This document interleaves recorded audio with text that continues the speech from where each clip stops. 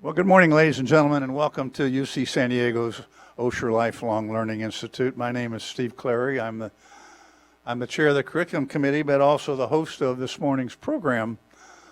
And in this program this morning, we'll take a bit of a departure from our normal scholarly dive into deep research and esoteric topics.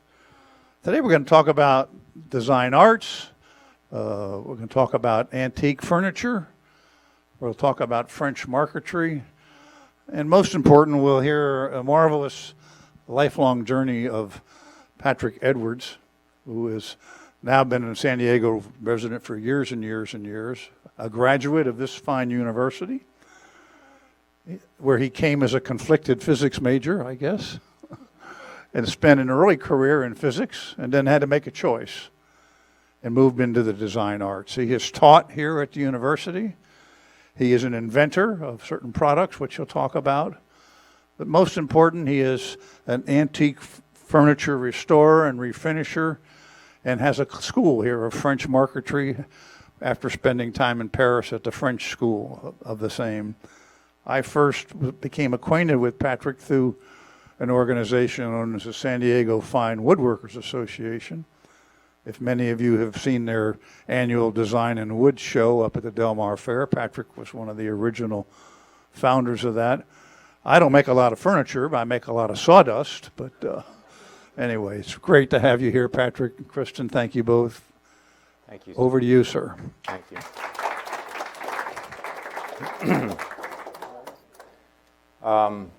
I'd like to begin by thanking and dedicating this talk to Paul Saltman. When I showed up at UCSD, Paul Saltman was a mentor, a teacher, a provost, and a person whose door was always open, 24/7. If you walked by, you could go in and talk to him about anything. And when we showed up, a small group of freshmen in 1967 at Revelle, we were all going to be scientists. And Saltman looked at the group and he said, "You're going to be Renaissance men." And I want to thank him. Actually, my journey began a few years before that in high school in San Diego because we had a social studies professor, teacher, Brosio. And in 1965, Brosio said, "You have to buy this book and read it, History of Western Philosophy by Bertrand Russell. The best $2.75 I ever spent." I've read it 6 times. There's still information in there which is valuable, and it's interesting as you become an older person how the relationship to historical philosophy can change your life in different ways unexpectedly. In 1967, in high school, 66 actually, I was part of a group of students at Crawford who were given honors classes, honors chemistry, honors physics, calculus, to make us scientists.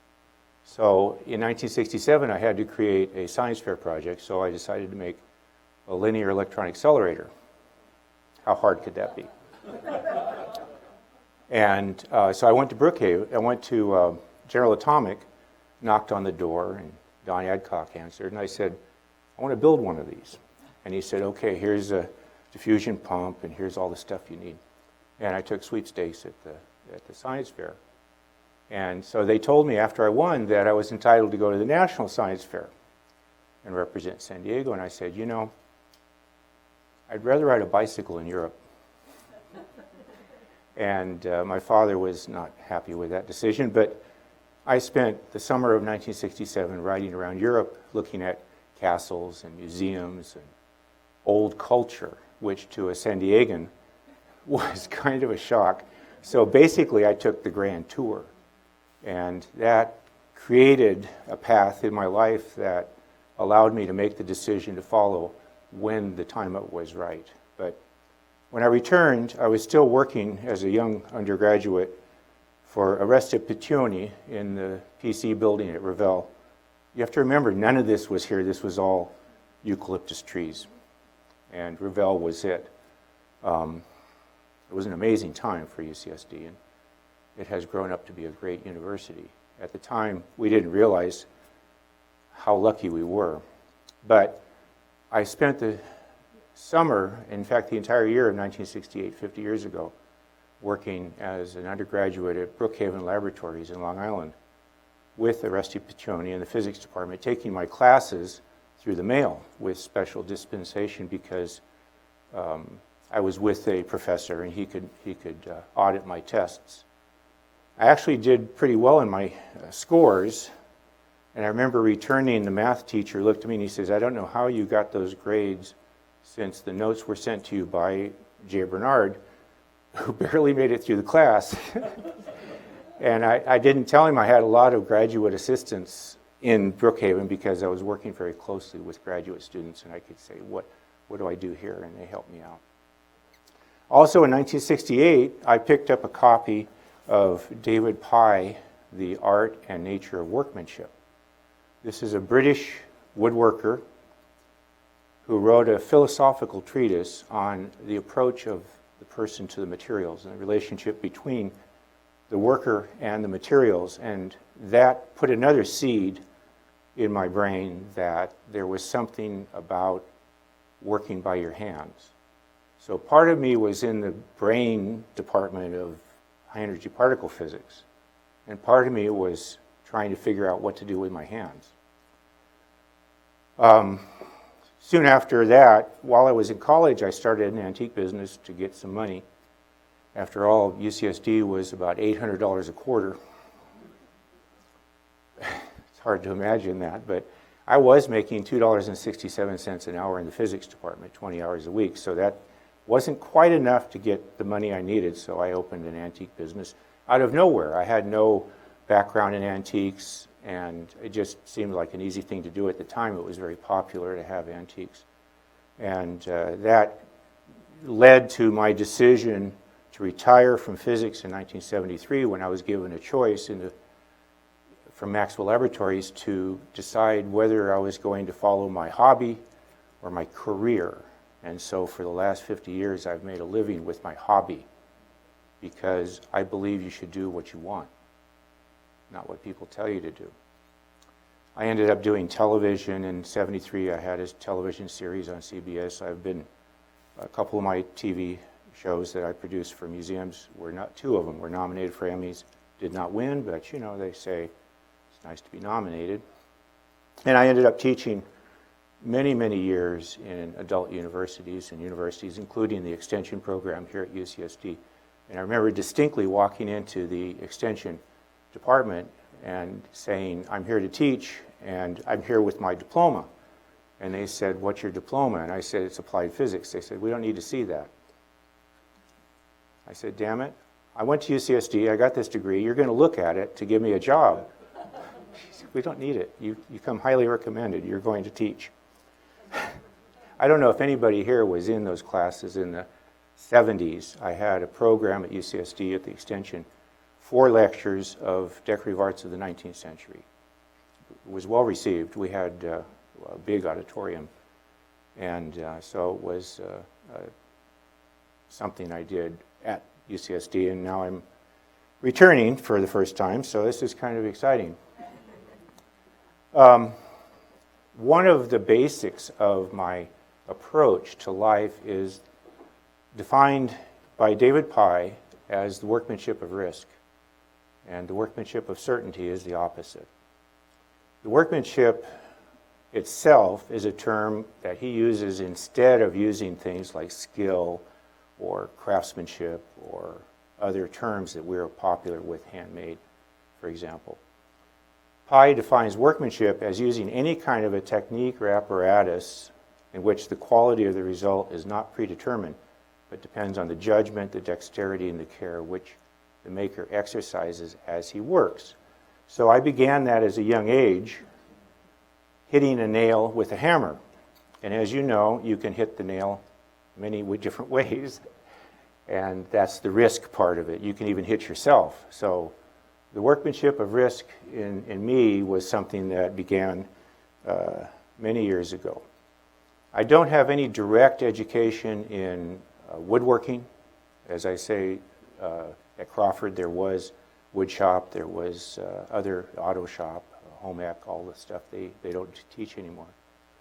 But my family history, my great-grandfather was German and moved to America around 1900 and built a lumber yard and built craftsman homes. And so I imagine, I never met him because he died before I was born, but I imagine that he knew about the English arts and crafts movements and the perhaps Morris and Ruskin and those people who were talking about returning to handmade, and I'm using the colloquial term, objects. This is my business. It's been there for a long time, for 50 years, and you were invited to the shop. I should note that there is a parking structure on 29th Street, 1 block east of my business, where you can park if there's no other on-street parking, $1 an hour. There are stairs in the workshop in different places where you need to climb stairs. We do have a dog and a cat. The dog will be outside, but I can't control the cat. And I do not recommend wearing black because it'll just get dirty, or white, or something like that. I spend my time 7 days a week at the bench. This is my workshop. I built the bench. Kristen was with me when I cut down the tree in Pennsylvania and air dried it for 12 years and built the bench. And it's 4 inches thick through the entire top. It weighs about, 800, 900 pounds. And I'm surrounded by hand tools, and that's basically what I do every day. So back to Pi for a moment. He says, quote, craftsmanship is a word to start an argument with. And I'm willing to have that argument with you if you want. After this talk, we can have a nice discussion of it. Basically, handmade or mass production is the idea. And to Pi, the only thing which is actually controlled totally by the hand would be writing with a pen, or sewing with a needle, or even playing music, because the music, the notes are there, but the technique used to interpret the music is personal to the person, to the player. And my summary of the difference between risk and certainty is simply the approach one has, the relationship between the worker, the material, and the tool. So in the workmanship of risk, the worker controls the tool against the material, carving with a chisel or writing with a pen. In the workmanship of certainty, the worker feeds the material into the tool, pushing it into a planer, pushing it into a table saw, something that controls the result precisely so you get the same results every time. In my mind, as an old student of the 60s, you're basically feeding the machine. And where's the pride in that? You look at the clock and it's 5 o'clock on Friday, so thank God I can go home. With me, I look at the clock and it's 5 o'clock on Friday and I think I still have a couple hours left. And I can come in tomorrow and finish, and come in the next day and finish, because I enjoy the process so much. So the question I have for you is, what makes taking a risk valuable on a personal level? Why do we do that when certainty is guaranteed? There's something about taking risk and gaining or losing the conquest. Well, why do people climb mountains? It's not certain you're going to make it. But the risk is rewarded with success and you have pride, or failure and you learn something. You may die, but you may learn something on the way down. What do you see here? Obviously, it's a tree. I don't look at it that way. And I'm not looking at it as a source of lumber. I'm looking at it as an ecosystem. This thing, which lives, and perhaps on our planet is the oldest living thing, not this tree, but other trees, is connecting the earth to the sky. And talking to other trees, with research we found out the fungus communicates between the trees. Parent trees protect their own offspring. It's an amazing thing about forests. But The tree is processing the minerals in the soil, the water, carbon dioxide converting to oxygen, something we kind of need. This is a solar power plant. And so I don't see a tree, I see a process, I see a living organism. I see something that needs to respect, not just a source of material. And that's why when I first read Shel Silverstein, The Giving Tree, I cried. The tree gave us everything. What did we do? Took it. We're not protecting the trees. Earth is losing 10 billion trees a year currently. That's not sustainable. Now, they've come up with international treaties, CITES, the Convention International Treaty for Endangered Species. It protects turtles, elephants, specific trees. It doesn't work. The sea turtles are dying because they're eating plastic. Rosewood trees in Brazil are being burnt for open land, for cattle. Elephants are still dying, even though we've protected ivory. It doesn't work from a federal level, international level. We have to dramatically change the way we live.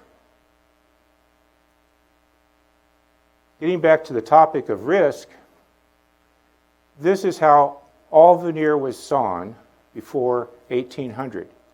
So when I am asked in court as an expert witness, is this piece of furniture from the 18th century? And I say no.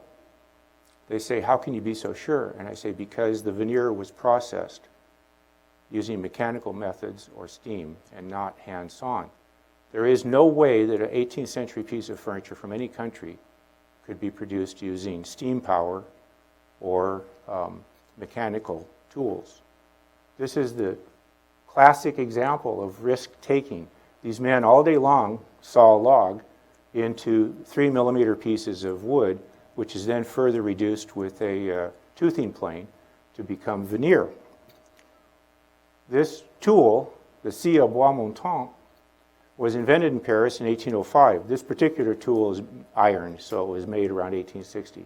But the original wooden tool, I was fortunate enough in my studies in Paris to visit the original workshop where the original 1805 tool was still operational.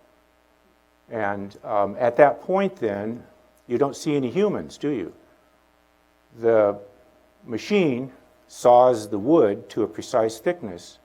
At the end of the cut, the worker walks over and turns that crank a certain amount, and that produces the next thickness, and then he walks away. So man is no longer in the picture. It's certainly going to produce a nice piece of veneer, but it's no longer taking a risk.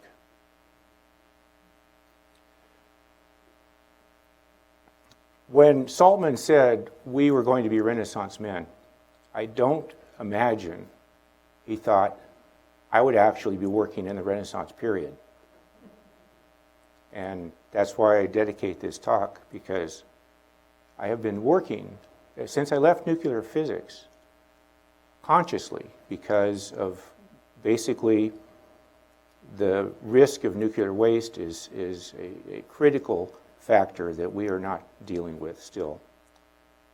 And I did not want to participate in that. So I wanted to do something that would save things, and I ended up being led into this antique business to save things.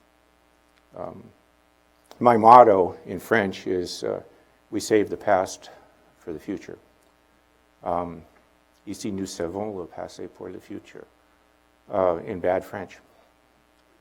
But a lot of people, when I do demonstrations in public, say they always do two things. The engineers say, can you put a motor on that?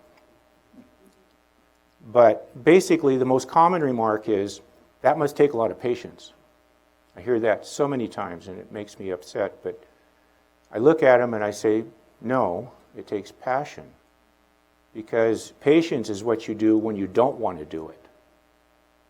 Passion is something you do when you want to do it. And that's what I do. My life is passionate. I work with something I love to do. Toshio Dati, another woodworker, a Japanese woodworker, has a different response to this when he's asked the same thing. He says, why would I do something in 10 minutes I could do all day long? Great words of Japanese wisdom.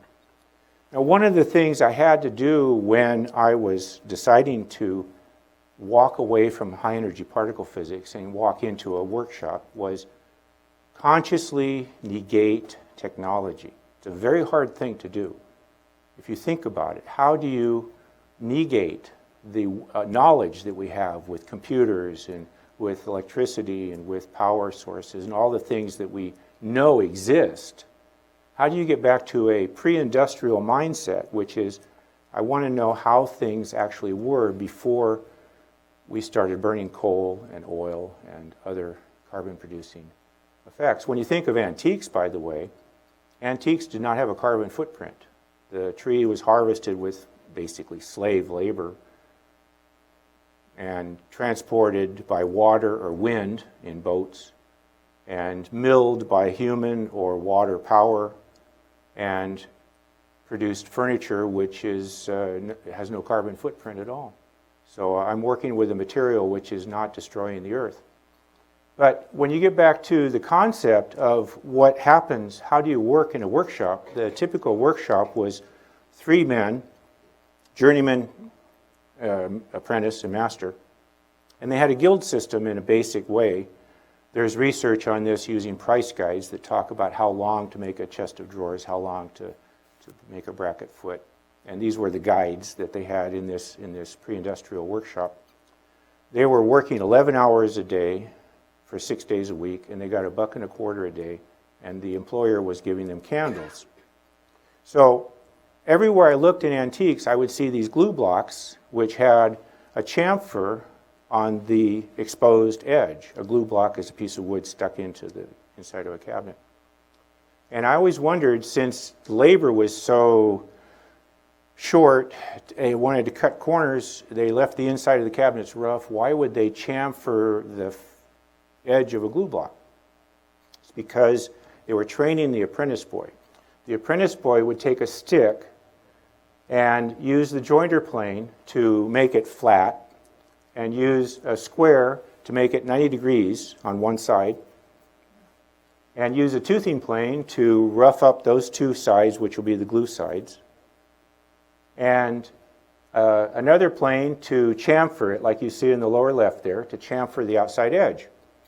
Then he would cut it up with a saw and put it in a box.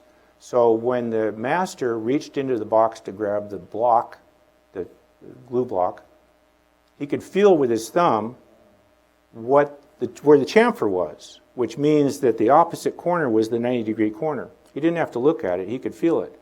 So he could quickly put glue on it and push it into place, grab another one, put glue on it, push it into place. So his work was accelerated by these prepared blocks. The apprentice boy learned how to use various tools and produce this necessary material. The proof in what I'm positing here is that after the Civil War, when industrialization was able to produce pieces of wood that were 90 degrees on all 4 corners, they no longer had to chamfer them.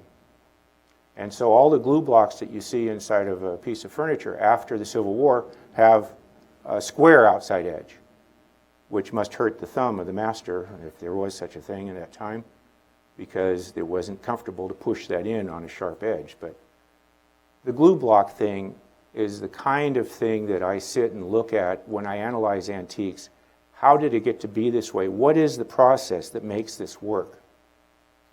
Now, my focus for most of my career has been on surface decoration. I'm an expert in French marquetry. I was invited to attend École Boulle 30 years ago by Professor Pierre Ramon, a school that is in Europe the Harvard University of the trades, and nobody gets in unless you're French. And so I was a 45-year-old student in a school of 20-year-olds who looked at me like, how did you get here? And I didn't realize how important it was until I got in there. But I spent about 10 years in my relationship with Pierre. And I learned a great deal about the techniques of producing surface decoration. So instead of saying it's inlay. There are actual technical terms. The 5 different processes that were used historically are Tarsia Certsosina, the original process going back to the Egyptians, where you used a shoulder knife to cut a cavity into a solid piece of material and then put in a contrasting piece of material, bone or ebony or some other wood, and smooth it down flat. This is the kind of work that was done with this method. If you've ever been to the Metropolitan in New York, they have a studiolo from the 16th century, which is phenomenal. All the walls covered in Tarsia Certsosina. And perspective was a new science at the time. And so this flat wall in the studiolo would illustrate this owner's, the rich man's, interest in perspective and science and other music, other activities to show how intelligent he was. Tarsia Geometrica, which is done with a normal saw of some kind or a knife of some kind, cutting repetitive geometrical shapes. This particular one is on a secretary made by one of the students at the school in Paris as a project. And you can see the repetitive patterns of the marquetry produce amazing designs. This is a cabinet that I repaired here in San Diego.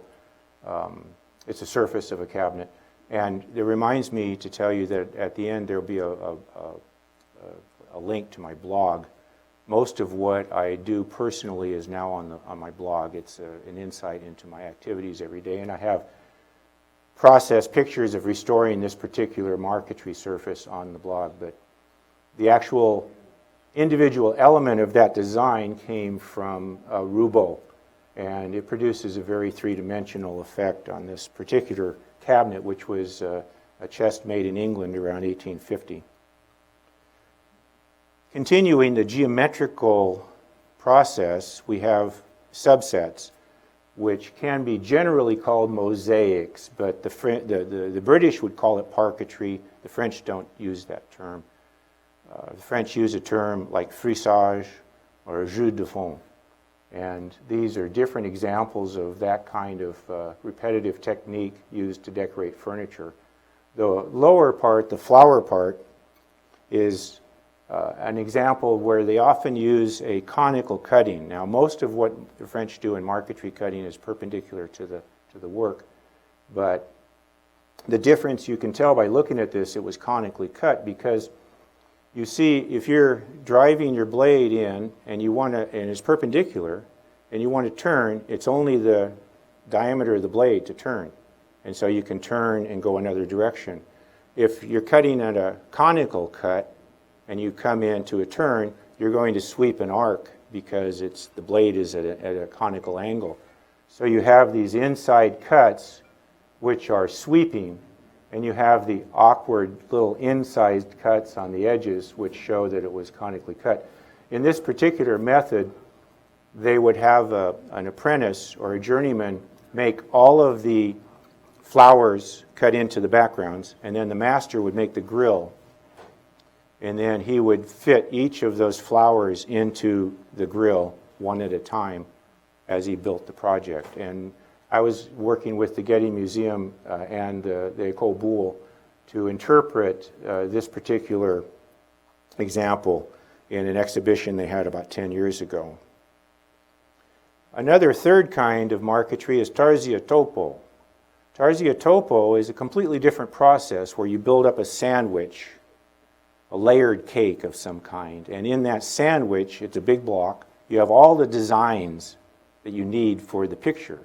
So a lot of work goes into building the sandwich, and then you cut off slices, and those slices have these patterns. Now, as a woodworker, you would call that inlay banding, but the process is technically Tarsia topo. The Japanese produced a similar method, but instead of using a saw to cut off the block, they use a plane to shave off the surface over and over again. They call that hakone or yoshigi. You can look it up on YouTube and see it being done. In Iran, they have a similar process, also they call katam. In England, they had another type of Tarsia topo called Tunbridge ware. Tunbridge ware is a little different because it's much like a pixelated picture or a needlepoint design where they had lots of pieces of wood, 1 millimeter square, in different colors, and they would build up the block out of those pixelated colors in a grid, and that would produce the picture. And they could put that on boxes and sell them to tourists who went to Tunbridge, which was a spa.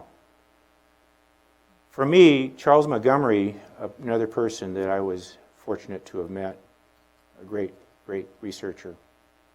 He wrote the book Federal Furniture in the 60s. He was one of the first researchers to identify topo as an indicator of a regional characteristic of American furniture. And it's true that in making topo, you would have to produce something in a bulk that would be sold regionally to the workers, to the cabinet makers around you. They could buy the inlay, and so having that inlay from Baltimore, from Philadelphia, from Boston, would indicate that the piece of furniture came from there. A big change occurred in the making of marquetry when the Germans invented a fret saw blade. Now you could pierce through the packet and cut the foreground and the background at the same time. This is my professor in school, Pierre Ramon, showing us how to make blades, which we had to do every day, and God knows I don't do that anymore. The first research we could find for using such a fret saw blade was this illustration in 1670 showing at the top the sawing of the veneer, and at the bottom a vertical foot-operated clamp to hold the material for sawing with a horizontal blade. The French are the only ones who saw with a vertical blade. This is illustrated in Roubaud. It shows the application of this 100 years later, 1769, sawing marquetry by hand using a foot clamp and a horizontal blade. Using such a tool, you can pierce through the packet and cut inside and outside pieces simultaneously, which is called Tarsia Incastro, or more popularly, the Boule technique. And so on the left, we had a client in New York who wanted those cabinet doors. And on the right, we have the product that we produced for them, the cabinet doors, done in slightly different materials. The original was ebony with brass and Purple Heart. We chose to use Purple Heart brass and ebony in a different way.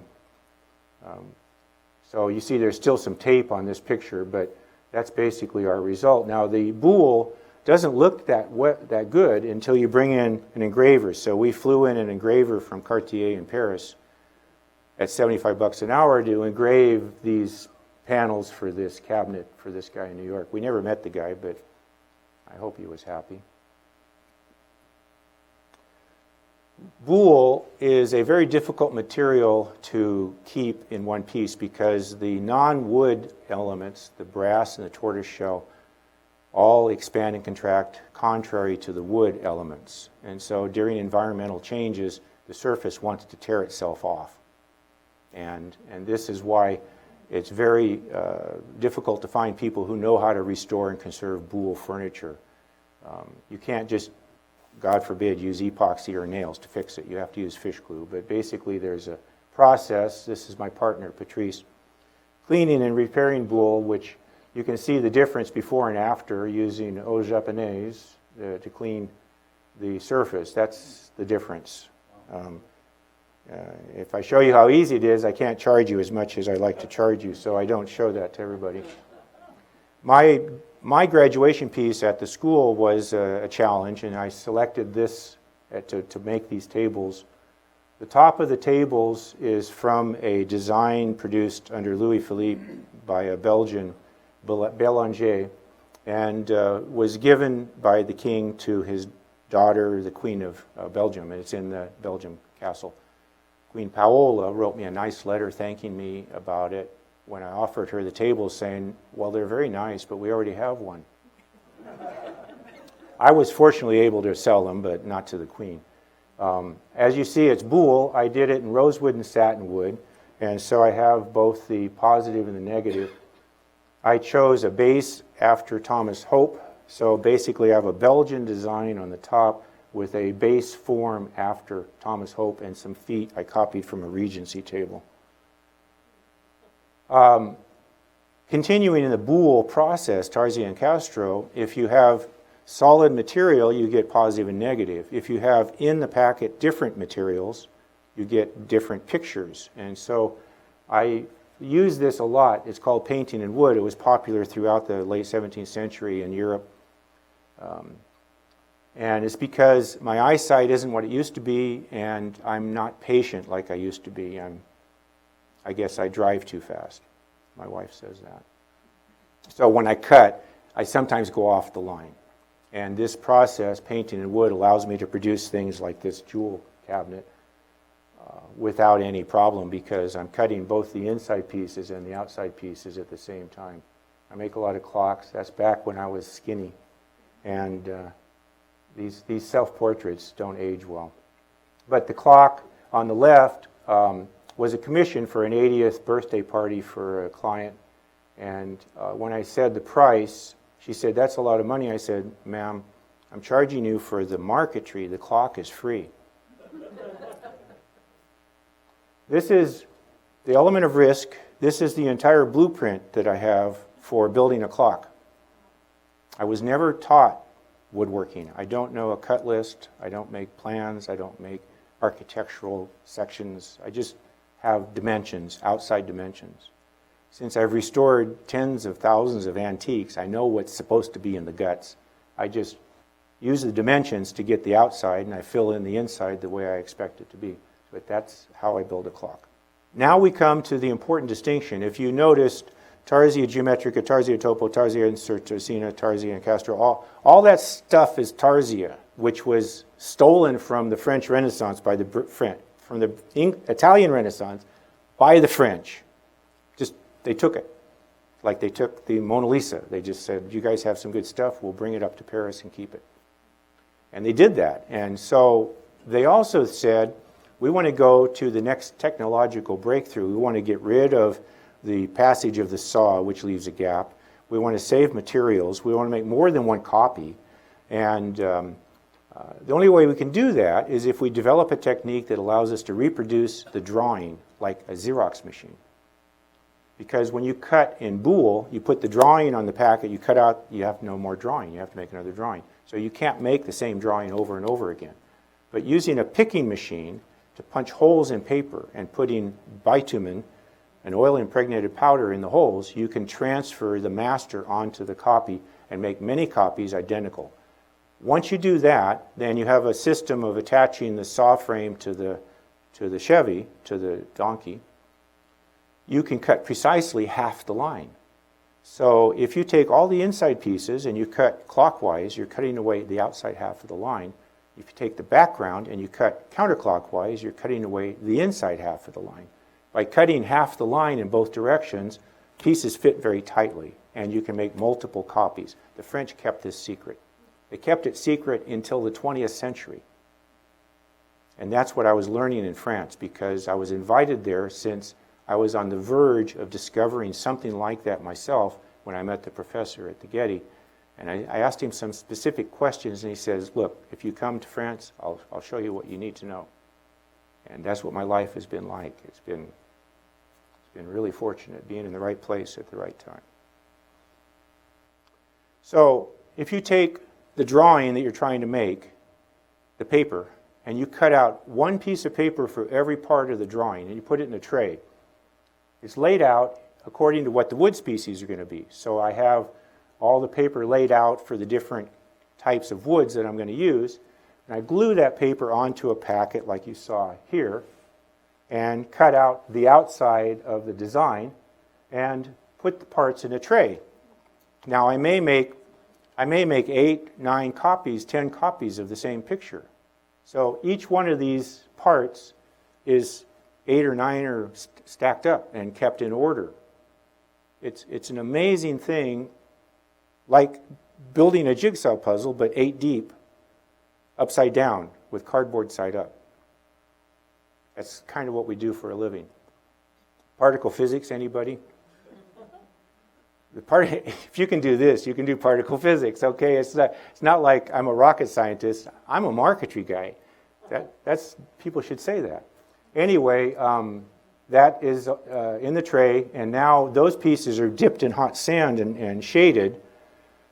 As you see here in this particular exercise that was done for that Getty installation, all the elements are burnt with hot sand and then put together to make the picture. Now, you may be shocked by the vibrant colors of this recreation of an Oban table. That's because colors in marquetry fade dramatically. On the lower right, you have an original 18th century marquetry surface, and you notice many of the pieces are black.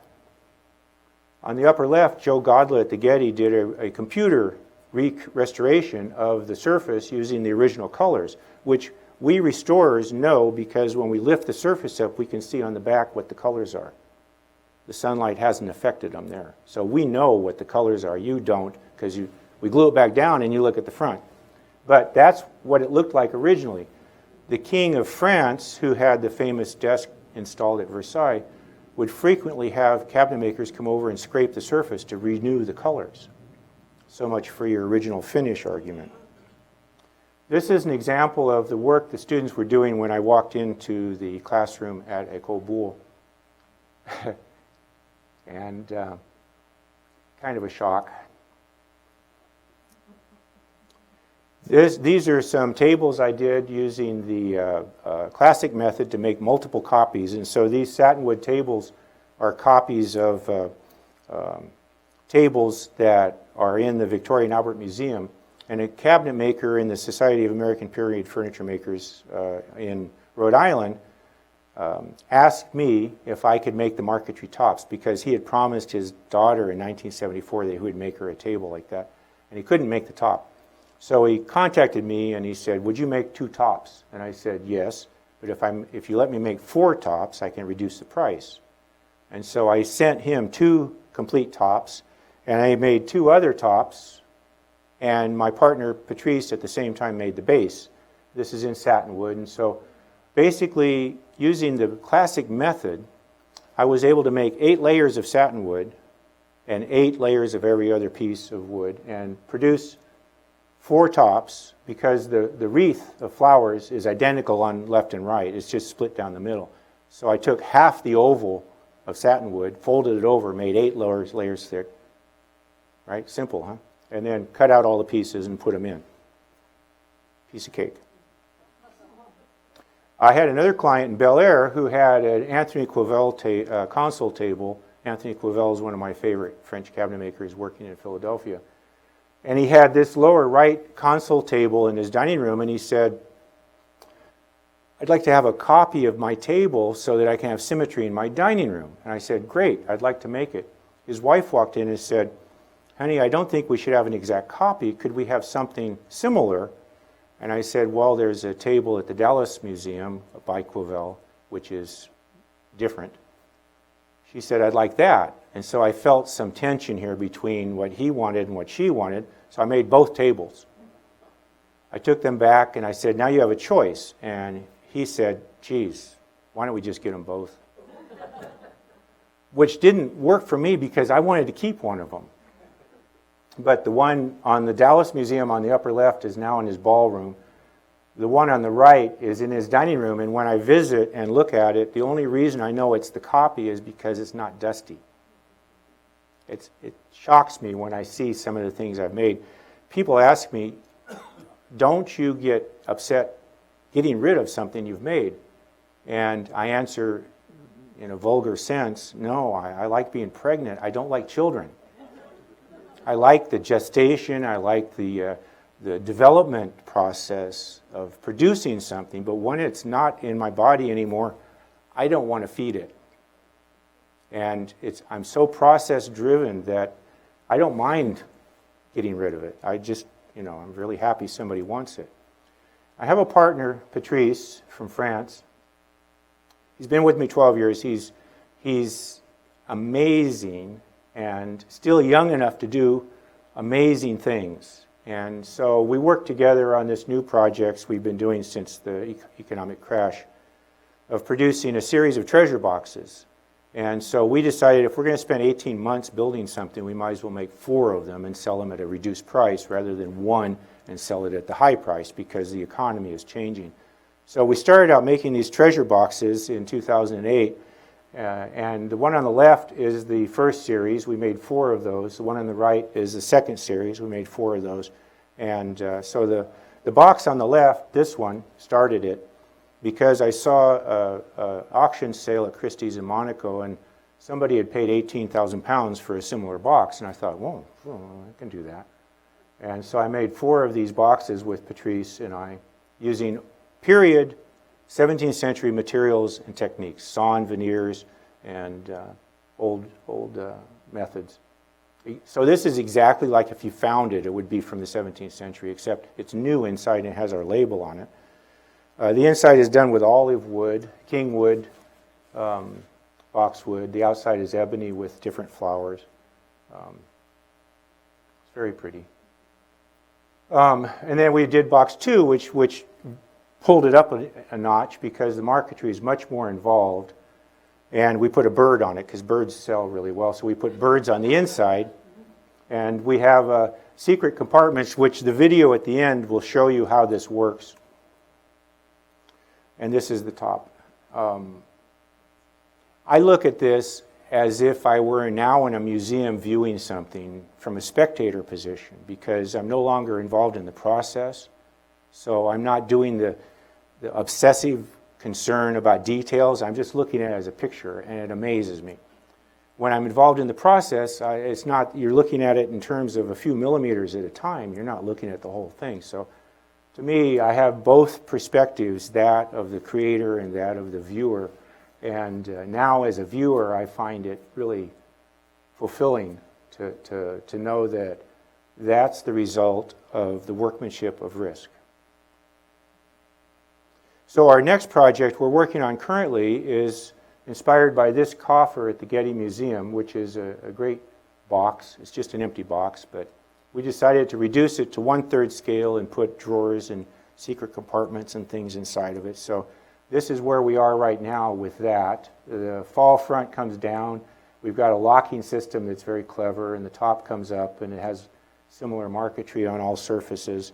This is the top. Now you're looking at the back side of the marquetry. This is laid down on paper face down. So you're looking at the glue surface, which is not polished or finished. It's how we build it. And here is the front. We decided to make the bird look at you. The one at the Getty doesn't do that, but we thought we might as well stare down the owner. And I personally like daffodils and passion flowers and orchids and things. So we put these flowers in there. And my contribution to this project generally is in the palette. I know all the woods that I have. I know the colors they produce. And so he'll hand me the design, and I'll go through and create numbers. And my scale from 1 to 50 of woods, of exotic hardwoods, rare woods, is the lower numbers are the lighter colors. And then you get into the middle numbers, which are the bright colors, reds and yellows. And then you get into the higher numbers, which are darker colors, and then eventually greens and so forth. So I can look at the design, and I can say I need a couple 1s and 7s up here, and a 13 and a 12 over here, and I need a 14 down here, and it'll balance out as a creation. And that's what I see in this picture is my contribution. So this is me recently. I haven't changed very much. I still use a hammer and a nail, and I work 7 days a week, 12 hours a day, and I don't get $1.25 a day. But my wife doesn't have to provide candles. So she brings me a sandwich. I guess that's part of the contract. And essentially, I take risk every day. If I were to walk out of here and get hit by a truck, I'd be satisfied with my life, because I'm not judging it by the result. I'm judging it by the trip. And it's been a really great trip. Thank you. So we put together, we had occasion to have one of each of the treasure boxes in the workshop at one time. And we thought, let's do a video on these two boxes while we have them here. And it shows the secret mechanism of, for each of the boxes. So it's not a secret, I guess. It's 5 minutes. And we have 5 minutes. I love it. Back in '73, when I did CBS, we were taping live, and I had to do 28 minutes, 30 seconds on the dot with no editing.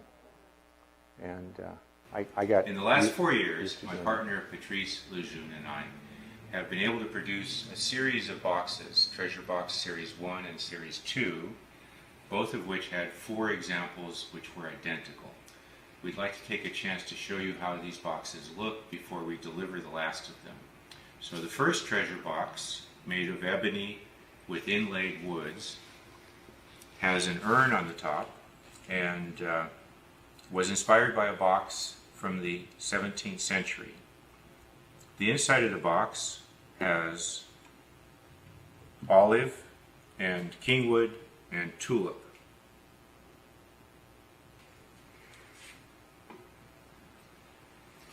The second treasure box we added more decoration, and we included bone inlay, both in white and in green. The inside of that box looks like this, and it has a bird on the inside of the lid and a bird on the inside of the tray, also in sawn veneers, with a border of tulip and kingwood. In each of our boxes, Patrice and I like to include a mechanism or a secret compartment of some sort. And so in Treasure Box 1, we decided to include a tray which could be removed. You start by taking out the pencil tray and then push a button and lift up on this lever, which allows the removable tray to come out, exposing our label and a secret compartment. Here's the button activating the latch. Here's the lever which lifts up. It's very simple.